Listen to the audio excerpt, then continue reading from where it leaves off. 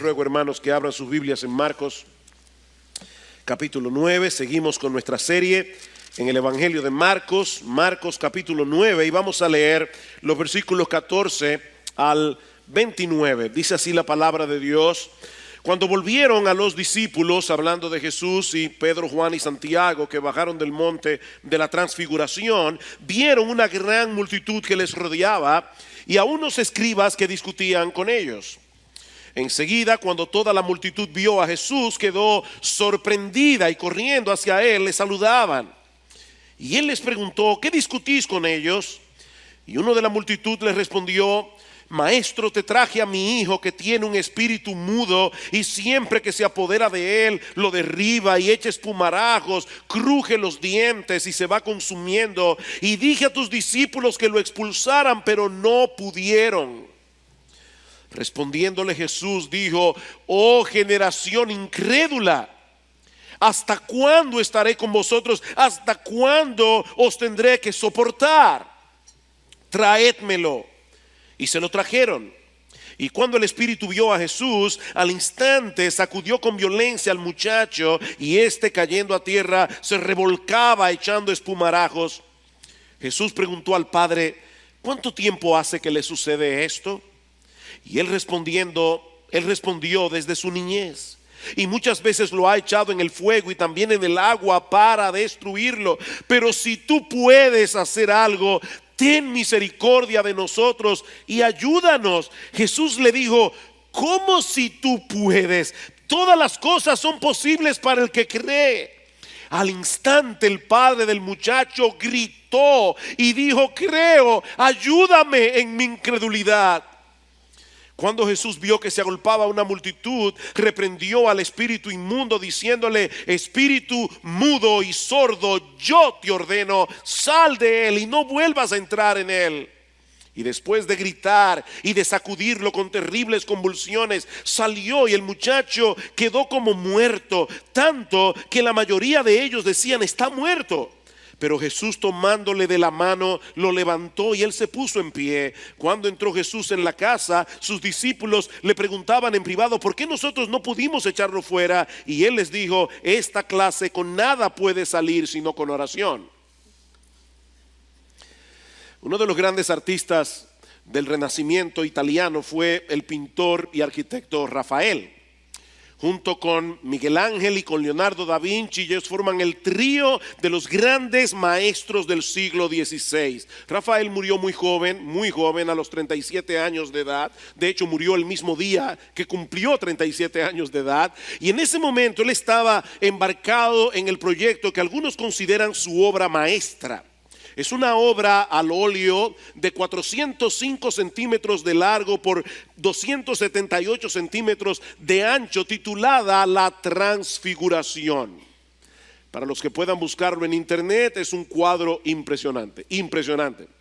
Y allí podemos observar dos escenas, una debajo de la otra. En la parte superior, Rafael pintó al Señor Jesucristo en el monte de la transfiguración, flotando entre nubes iluminadas, teniendo a su lado a Moisés y a Elías, y a Pedro, Juan y Santiago debajo de sus pies. En la parte inferior del cuadro nosotros vemos al resto de los apóstoles tratando en vano de sanar a un muchacho endemoniado, mientras algunas personas de la multitud observan su frustración.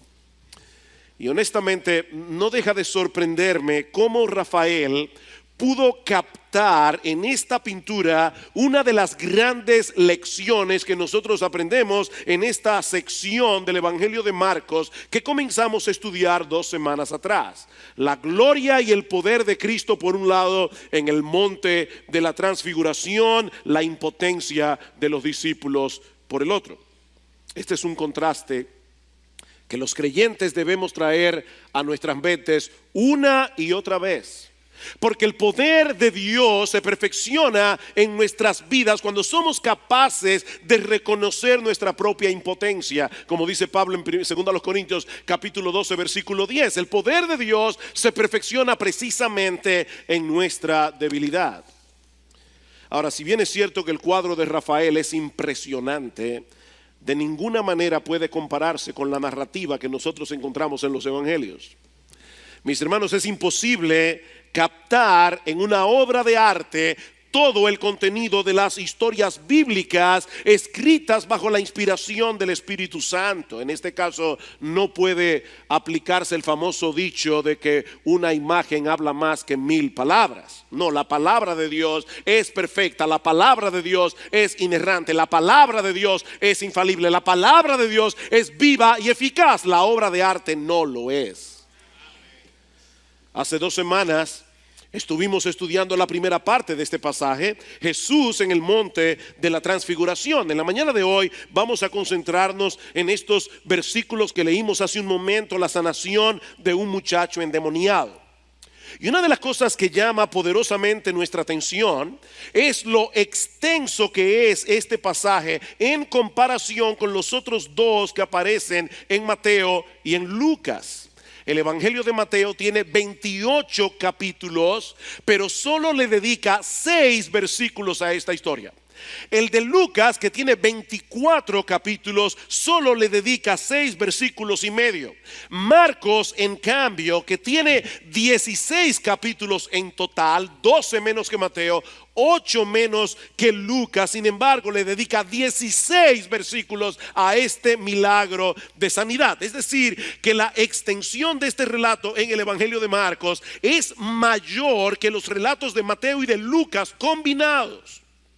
Mis hermanos, es evidente que Marcos tiene un interés especial en esta historia, porque esta historia encaja perfectamente con el propósito por el cual él escribió este evangelio: mostrar a Jesús como el Rey de Gloria que se hace siervo, el Rey de Gloria que viene a la tierra como un siervo, que se arremanga las mangas de la camisa para trabajar con los hombres, para involucrarse con los hombres. Es el Rey de Gloria que se hace siervo para morir por pecadores, para dar su vida en rescate por muchos.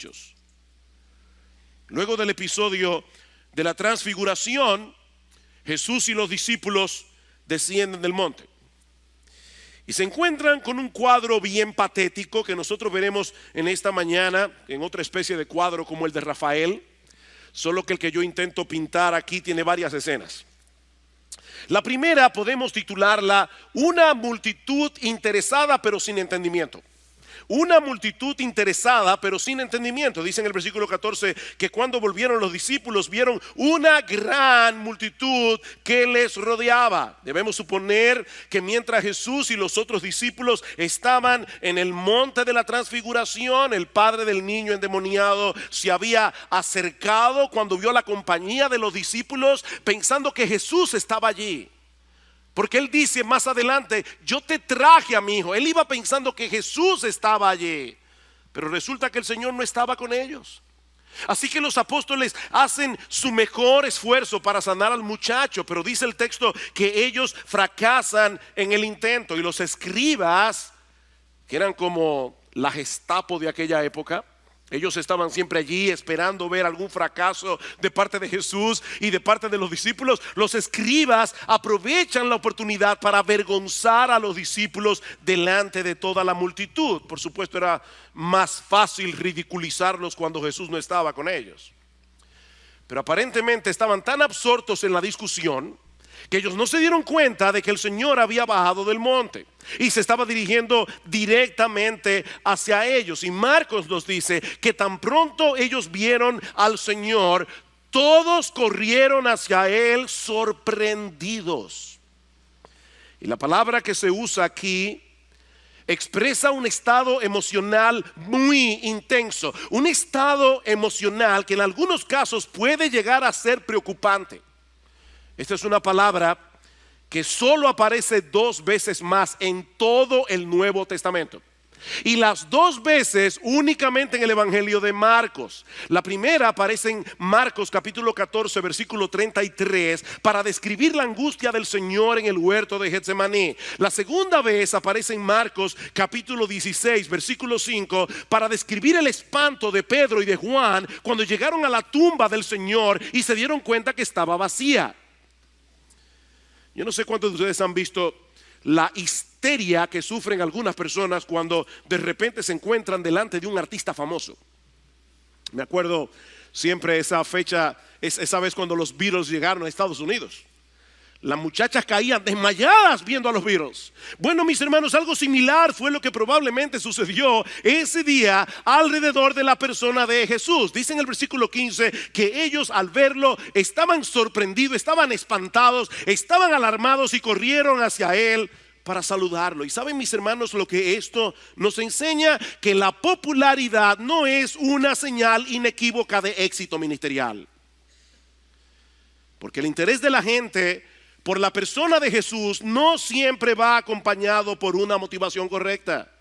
La gran mayoría de estas personas eran incrédulas, como veremos en un momento. Ellos estaban fascinados con el Jesús que hace milagros. Ellos estaban fascinados con el sanador, pero no estaban fascinados con el Jesús que vino al mundo a morir en una cruz para salvar a pecadores que merecen el infierno.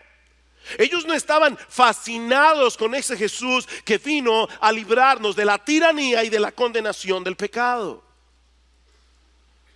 Mis hermanos, hay un montón de mega iglesias en el día de hoy donde no se predica con fidelidad la palabra de Dios, si es que se puede llamar iglesias a ese tipo de lugares.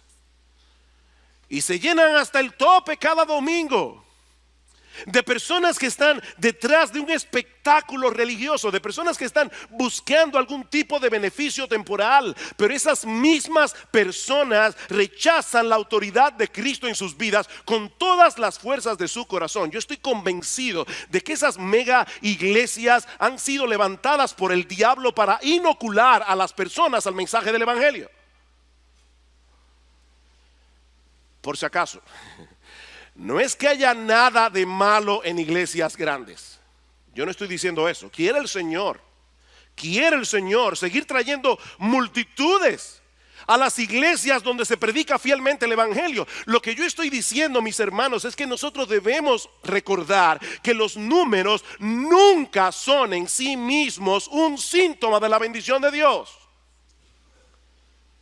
Pero el Señor es tan bueno. El Señor es tan bueno que por encima de las malas motivaciones de los hombres, Él siempre está dispuesto a hacer el bien. Y eso nos lleva a la segunda escena de este relato, que yo he titulado Un padre angustiado y unos discípulos incompetentes. Versículo 16. Y Él les preguntó a los discípulos: ¿qué discutís con ellos, con los escribas? Y uno de la multitud le respondió: Maestro, te traje a mi hijo que tiene un espíritu mudo, y siempre que se apodera de él, lo derriba y echa espumarajos, cruje los dientes y se va consumiendo. Y dije a tus discípulos que lo expulsaran, pero no pudieron. Hay varios detalles en este pasaje que yo no quiero que ustedes pasen por alto. Este es uno de ellos. La pregunta de Jesús fue dirigida a los discípulos, pero ellos no respondieron absolutamente nada. Y yo imagino que probablemente la vergüenza de haber fracasado les había cerrado la boca. Pero entonces sale este hombre de la multitud y le explica a Jesús qué es lo que ha sucedido. Su hijo estaba poseído por un demonio, y sus discípulos no habían podido hacer absolutamente nada al respecto. Y yo estoy consciente de que hoy en día hay mucha gente sofisticada que no cree en posesiones demoníacas. Pero hermano, yo quiero que ustedes noten que aquí no dice que el muchacho estaba sufriendo de alguna enfermedad natural y que esta gente supersticiosa se le estaba atribuyendo a un demonio. No, lo que este texto nos enseña es que el muchacho realmente estaba endemoniado. Él estaba endemoniado. Y yo sospecho que la razón por la que mucha gente no cree en este tipo de historias que aparecen en los evangelios es simplemente por el hecho de que se encuentra en la Biblia, y no porque ellos sean más objetivos y civilizados en el manejo de la verdad.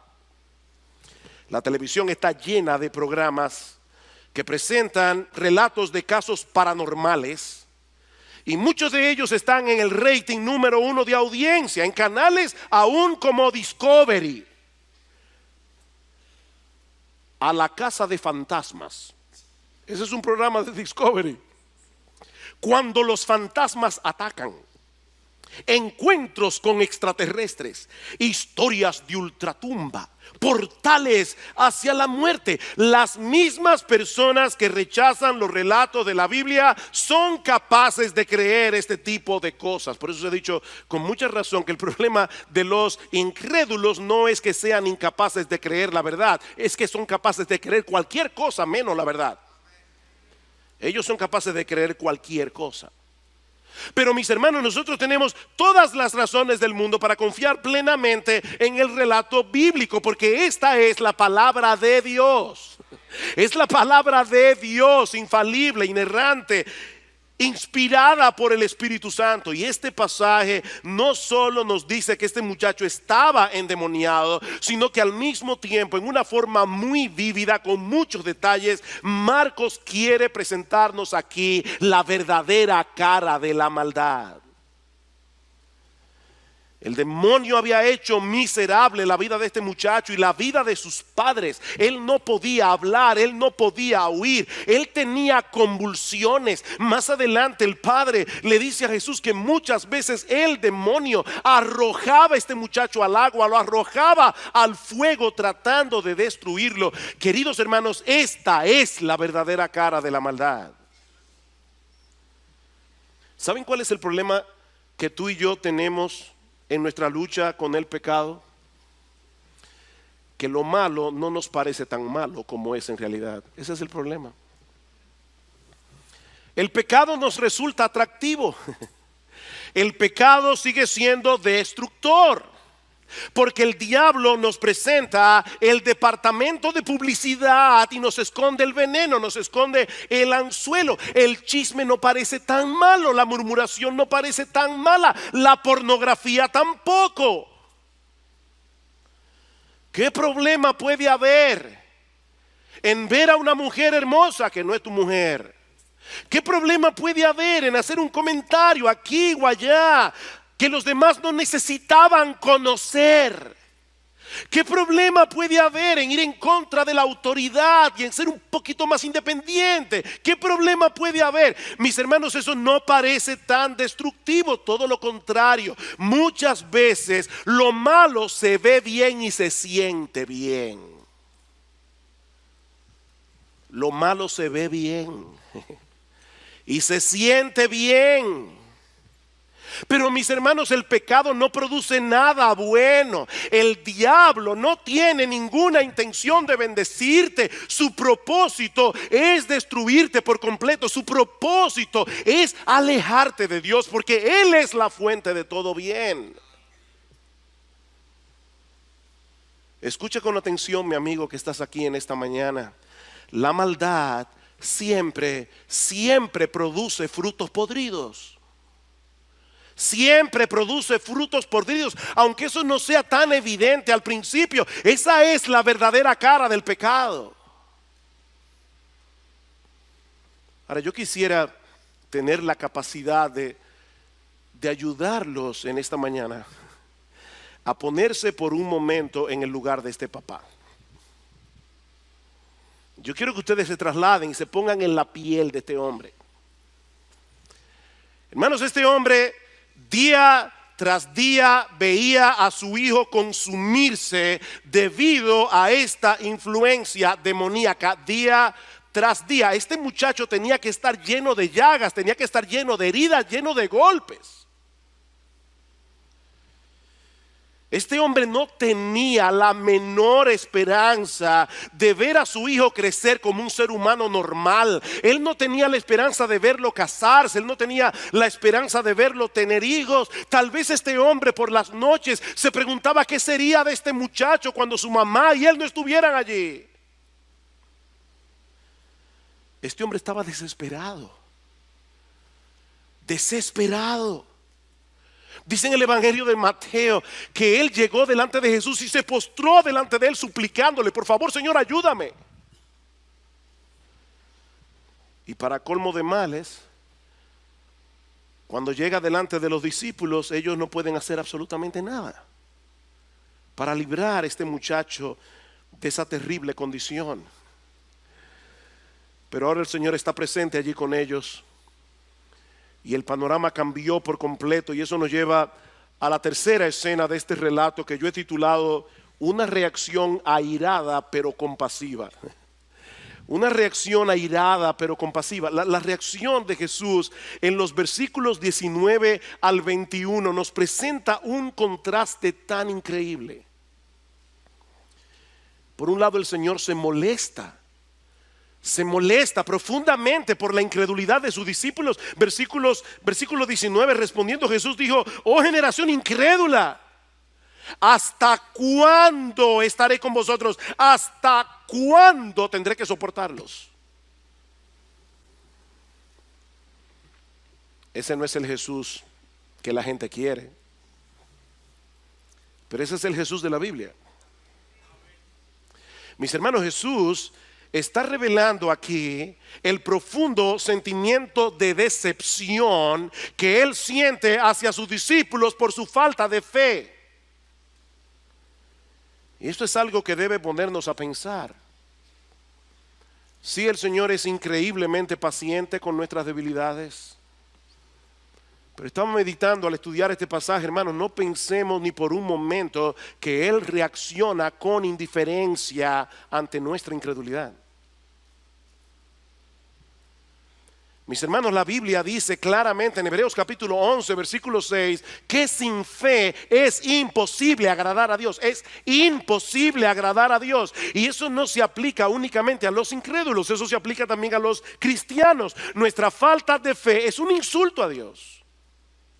Nuestra falta de fe es ofensiva a Dios porque pone en duda su carácter, pone en dudas la veracidad de sus promesas. Cristo se sintió exasperado por esta nueva manifestación de incredulidad de parte de sus discípulos. Sí, Él sabía que ellos iban a madurar. Él sabía que todos ellos iban a estar dispuestos a poner sus vidas en riesgo por la expansión del Evangelio. Pero en este momento, en esta historia, su incredulidad le desagradó profundamente. ¿Saben lo que eso significa, mis amados hermanos? Que nunca debemos reconciliarnos con nuestra falta de fe. Nunca debemos reconciliarnos con nuestra falta de fe. Mi hermano, por favor, mi hermana, por favor, deja de excusar tu falta de fe diciéndote a ti mismo y a ti misma para calmar tu conciencia: después de todo yo soy humano. Después de todo yo no soy más que un hombre débil. Porque aunque todo eso es verdad, Dios nos ha dado en su palabra los recursos que nosotros necesitamos para pelear eficazmente contra las dudas que se levantan en el corazón. Ahora déjame decirte algo para calmar tu conciencia en lo que debes calmar tu conciencia. El problema no es que tú tengas dudas. De hecho, la mayoría de las veces que nosotros estamos en medio de un problema, la mayoría de las veces que nosotros estamos en medio de una aflicción, lo primero que se dispara no suele ser la fe. Lo primero que se dispara suele ser la duda. Ese es un problema que todos llevamos en el corazón. Nunca podremos librarnos de las dudas de este lado del cielo. Nunca podremos hacer eso. El punto es que nosotros debemos mantenernos en pie de guerra luchando contra las dudas. Es que tenemos que llevar de vuelta nuestras almas a confiar plenamente en las promesas de Dios. Esa es la esencia de la fe. Es confiar en todo lo que Dios nos ha prometido en Cristo. Y yo tengo que volver y traer a mi alma una y otra vez, porque vivo luchando con la incredulidad. Yo no sé cuántas veces me he descubierto a mí mismo orando al Señor y pidiéndole por algo que carga mi corazón, y en el fondo dándome cuenta que no creo que Dios es capaz de hacerlo. Y he tenido que decirle ahí mismo: Señor, perdona mi incredulidad.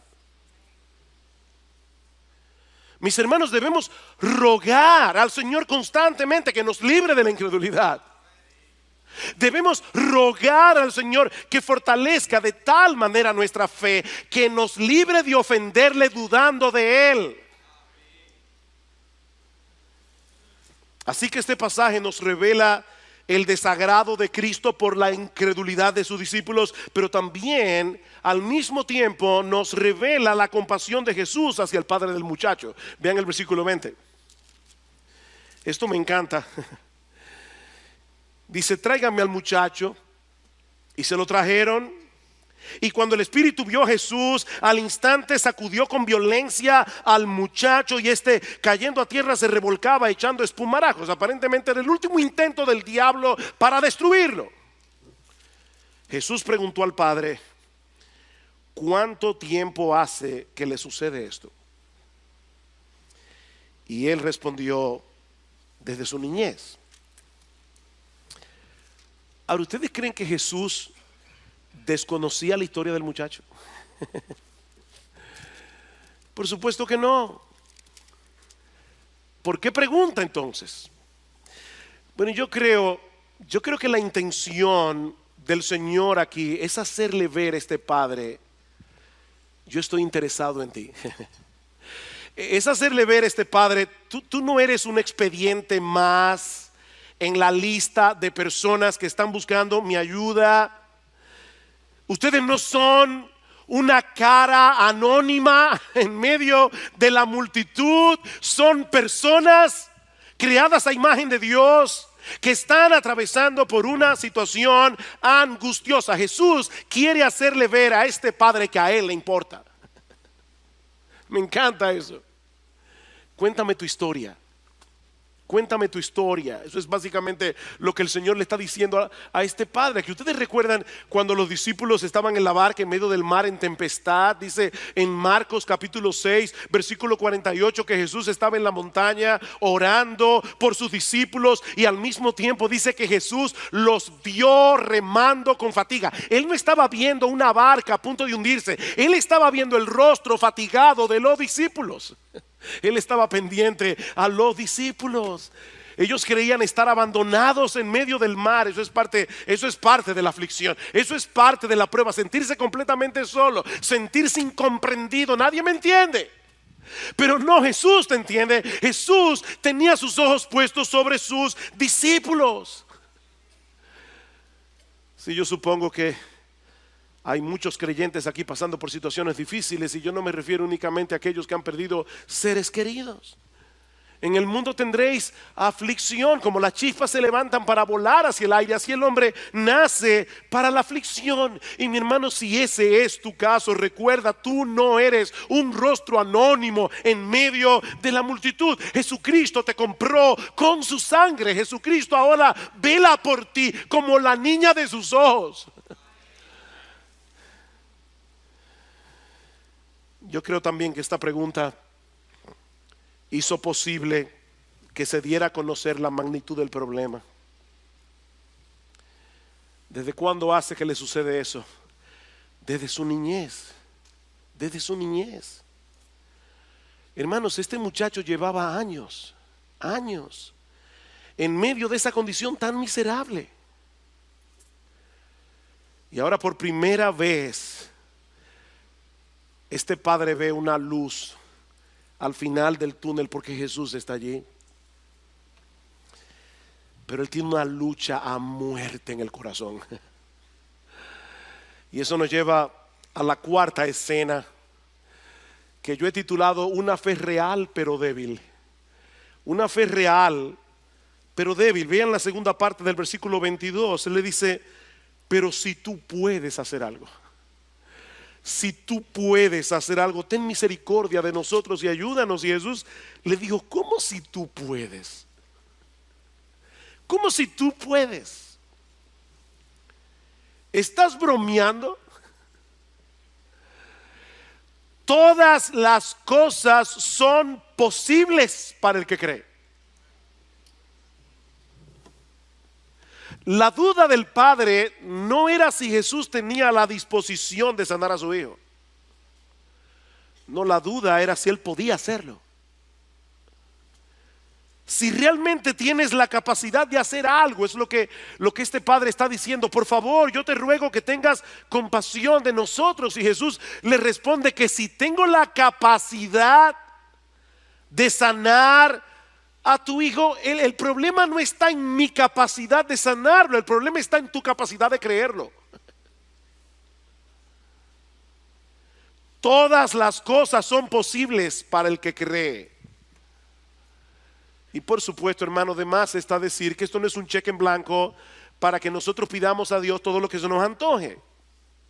¿Qué dijimos que es la fe? La fe es la firme convicción de que Dios ha de cumplir todo lo que Él ha prometido.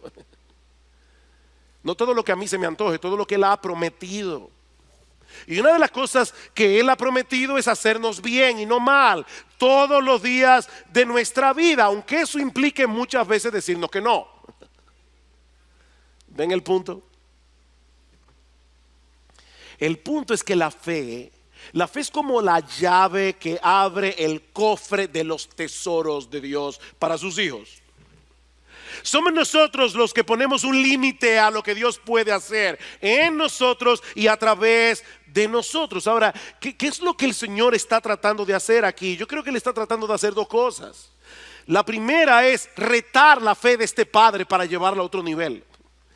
Él está retando la fe del padre. Yo creo que Dios muchas veces nos coloca en situaciones donde Él reta nuestra fe. Por el otro lado, yo creo que Él está tratando de darle una lección a los discípulos, pero eso lo veremos en un momento. Él le dice a este padre: ¿cómo que si yo puedo? La pregunta es si tú crees. Y este hombre al instante, eso es lo que hace un papá, al instante, el padre del muchacho gritó: creo, ayúdame en mi incredulidad. Wow, qué honestidad. Este hombre realmente creía en Jesús. Él creía en Jesús, pero era una fe muy débil. Era una fe pequeña. Este hombre necesitaba crecer en su fe. Y para poder hacerlo, él hizo exactamente lo que él tenía que hacer: pedírselo a Jesús. Él hizo lo que él tenía que hacer: pedírselo a Jesús. Mis hermanos, dice en Hebreos capítulo 12 versículo 2 que Jesús, nuestro Señor y Salvador, Él es el autor, Él es el perfeccionador de nuestra fe. Este padre hizo exactamente lo que él debía hacer: reconocer delante del Señor que él estaba lleno de dudas y pedirle a Él la gracia que él necesitaba para poder seguir creciendo en fe.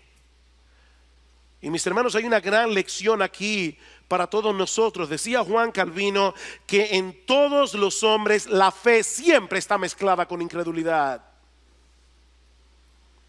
Nadie llegará a tener tanta fe de este lado del cielo que deje de luchar con la incredulidad. Eso nunca va a pasar, no de este lado del cielo. Esa es una batalla que nosotros tenemos que pelear cada día, pero es una batalla que de ninguna manera podemos pelearla en nuestras propias fuerzas.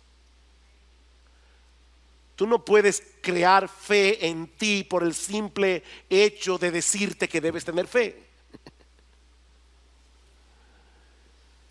Este hombre no quiso aparentar tener lo que él no tenía. Con toda transparencia, con toda humildad, le dice al Señor: yo creo en ti, pero yo sé que no creo lo suficiente. Señor, en este momento yo tengo una guerra a muerte en mi corazón con las dudas. Yo tengo una guerra a muerte en mi corazón con la incredulidad, pero yo sé que aún en eso tú puedes ayudarme. No solo en sanar a mi hijo, yo creo que tú puedes, Señor, y te lo ruego, ayudarme en mi incredulidad. ¿Y saben lo que hizo el Señor? Déjeme decirle primero lo que él no hizo. Jesús pudo haberle dicho a este hombre: lo siento mucho. Lo siento mucho. No hay nada que yo pueda hacer por ti hasta que dejes de dudar por completo. Purifica tu corazón de la incredulidad. Vuelve cuando tengas una fe más fuerte y entonces hablamos. No, eso no fue lo que él hizo. Tan pronto ese hombre reconoció su incapacidad, Jesús vino en su auxilio. No es una fe perfecta lo que se requiere, es reconocimiento de nuestra debilidad. Y eso nos lleva a la quinta escena de este pasaje, un despliegue de poder, autoridad y misericordia.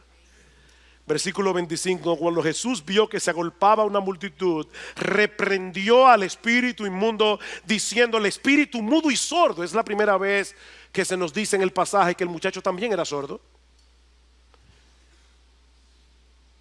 Yo te ordeno, sal de él y no vuelvas a entrar en él. ¿Y saben lo que sucedió? Después de gritar y de sacudirlo con terribles convulsiones, salió, el demonio salió. Y el muchacho se quedó como muerto, tanto que la mayoría de ellos decía: está muerto. Mis hermanos, no hay poder sobre la tierra que pueda ponerle resistencia a la autoridad de Jesús. No existe ese poder. Los discípulos no pudieron hacer absolutamente nada para librar a este muchacho de la opresión. Pero ahora llega Jesús y, sin hacer aspavientos, sin usar ninguna fórmula mágica,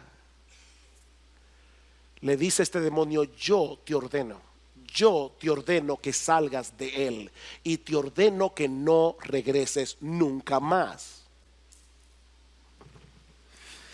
El muchacho convulsiona una vez más, mientras el demonio parece estar luchando por no salir antes de hacerle el mayor daño posible. Pero Cristo había dado una orden y el demonio no puede hacer otra cosa que obedecerlo. El muchacho queda libre de su esclavitud, pero está tan exhausto que la gente piensa que ha muerto. Pero Marcos dice en el versículo 27 que el Señor lo tomó de la mano y lo levantó. Y hay mucha discusión entre los exégetas, porque la palabra que se usa allí es que lo resucitó. No sabemos si en un sentido metafórico o si realmente el muchacho murió. Pero Lucas añade un detalle adicional que enternece mi corazón. Dice en Lucas 9:42 que Jesús sanó al muchacho y se lo devolvió a su padre.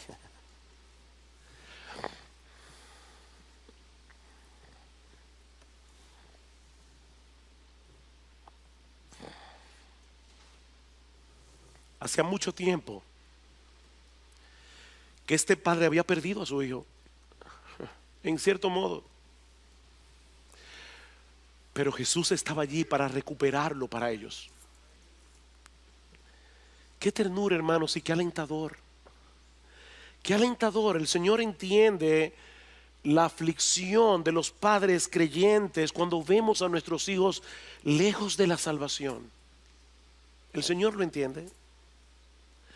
Y Él no solo tiene poder para salvarlos, Él tiene poder para ayudarnos a seguir esperando, para seguir descansando en Él, cualquiera que sea su voluntad.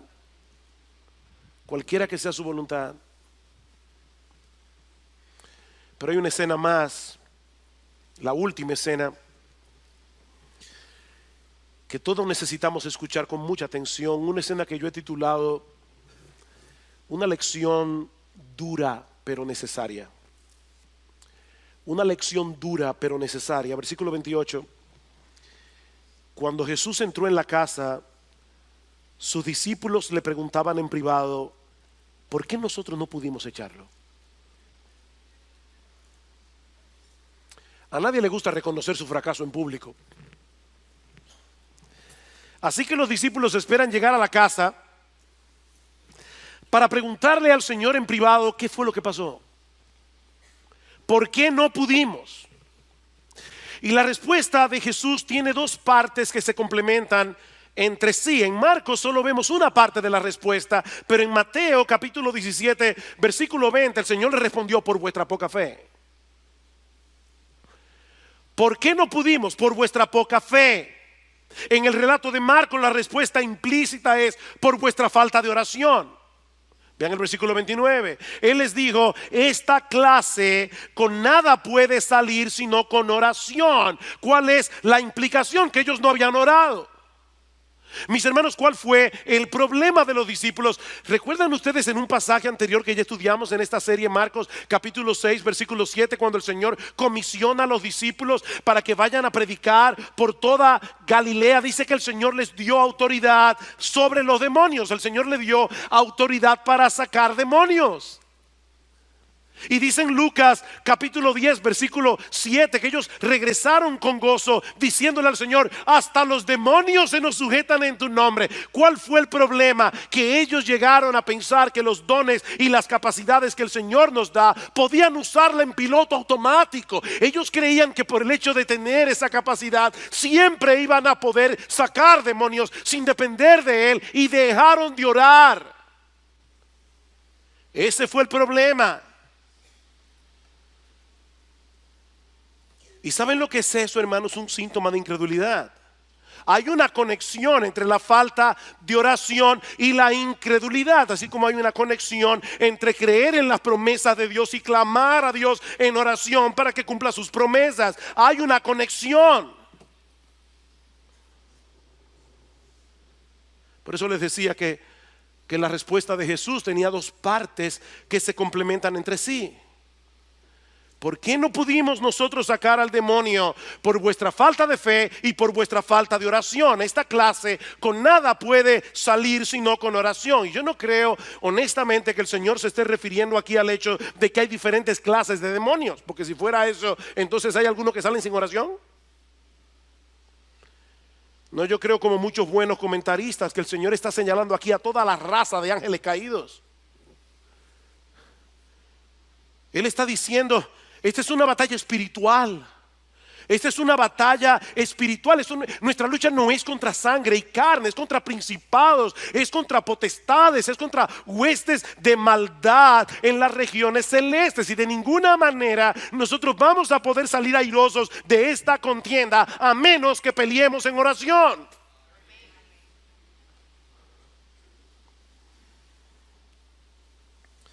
Miren, mis hermanos, nunca me cansaré de repetir esta misma frase, aun cuando estamos en nuestra mejor condición espiritual. Cuando estamos en nuestra mejor condición espiritual, nosotros somos demasiado débiles. Esta es una guerra que solo puede ser peleada en dependencia de Dios, y esa dependencia se manifiesta de una sola manera: descansando en las promesas de Dios reveladas en este libro y orando, clamando a Él en oración, buscando su ayuda en oración. Dice R.C. Sproul: cuando enfrentamos un enemigo tan formidable, no es suficiente que dependamos de la reserva de fe que todavía tenemos en nuestras almas. Mis hermanos, no manejes tu vida cristiana con el tanque en reserva. Dice Sproul: tenemos que volver sobre nuestras rodillas. Tenemos que clamar a Dios. Tenemos que hacer uso de todos los medios de gracia que Él ha dado a su pueblo, porque Él nos fortalece a través de esos medios. Es por fe que andamos, hermano, no es por vista. Es por fe que andamos. Y esa fe se alimenta de la palabra, porque se alimenta de Dios, se alimenta de sus promesas en Cristo. Esa dependencia se manifiesta en oración.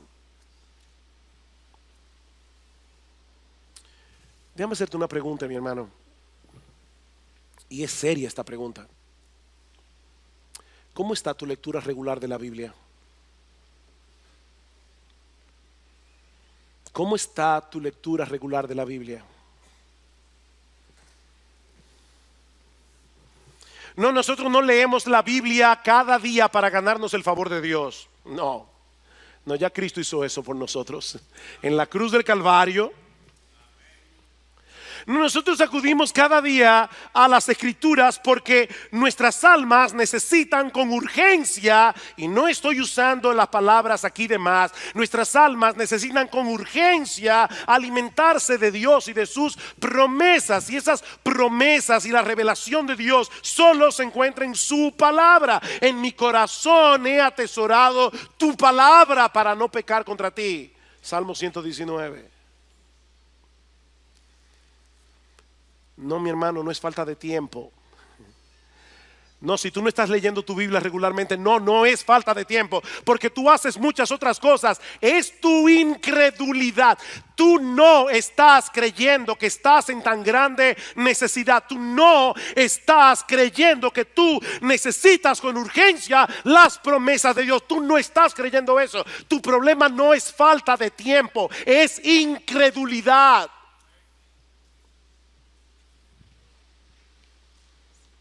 Hermanos, esto es serio.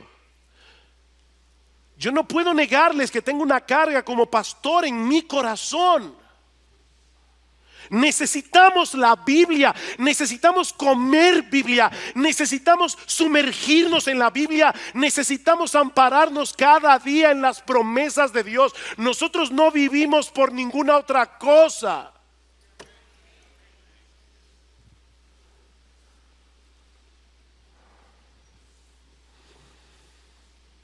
Mi hermano, ¿cómo está tu vida privada de oración?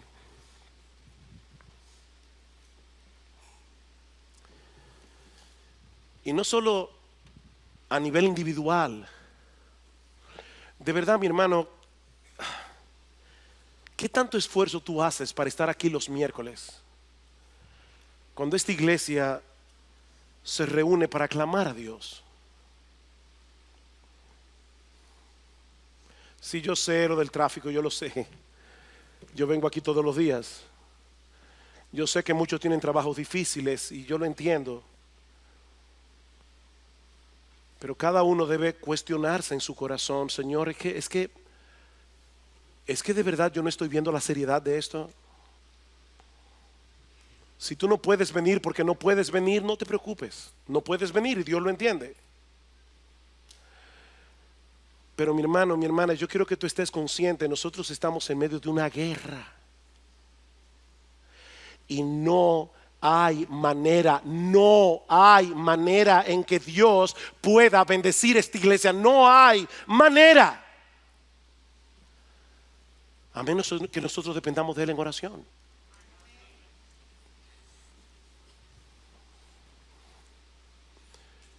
Y si el Espíritu Santo está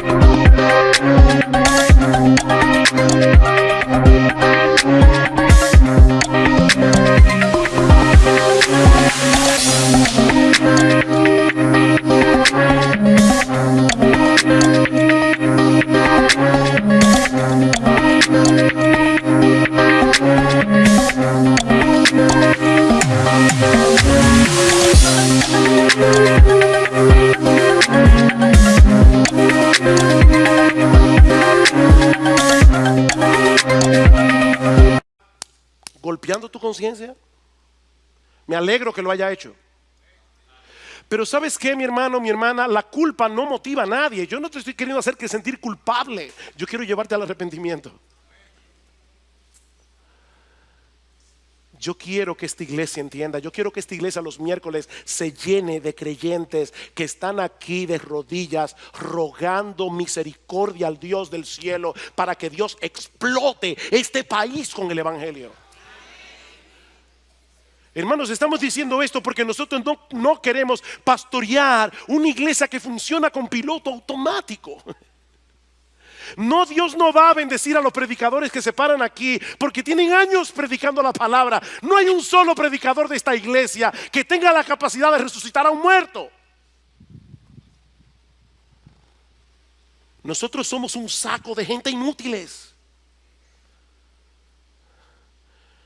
que necesitamos de vuestras oraciones. Ustedes no se imaginan el aliento que produce cada vez que uno de ustedes viene a nosotros y nos dice: pastor, estamos orando por ustedes. Wow, gracias. Gracias. Doy gracias al Señor. En esta iglesia hay un ejército de hombres y mujeres que oran. Eso no me cabe la menor duda. Porque si no fuera así, hoy no estaríamos aquí predicando el evangelio. ¿Por qué no pudimos sacarlo? Por vuestra falta de fe y por vuestra falta de oración. Y mi amigo, si tú estás aquí sin Cristo, tal vez tú estás en una situación muy similar a la de este padre, con el corazón lleno de duda, pero viendo al mismo tiempo tu necesidad de creer. Y mi ruego a ti en esta mañana es que hagas exactamente lo mismo que este padre hizo. Ve a Jesús y pídele que te ayude en tu incredulidad. Ve a Jesús, pídeselo a Él. Dile: Señor, yo tengo un corazón de piedra, yo necesito que tú lo transformes en un corazón de carne. Mira, mi hermano, mi amigo que estás aquí, es mil veces mejor tener una fe débil en un Salvador todopoderoso que tener una fe fuerte en cosas que no pueden salvar. Y Él es un gran Salvador. Él es un gran Salvador. Y Él ha sido exaltado por príncipe y salvador para dar a su pueblo arrepentimiento y perdón de pecados. Pídeselo a Él. Pídeselo a Él. Él es un buen Salvador. Oh, que el Señor bendiga su palabra.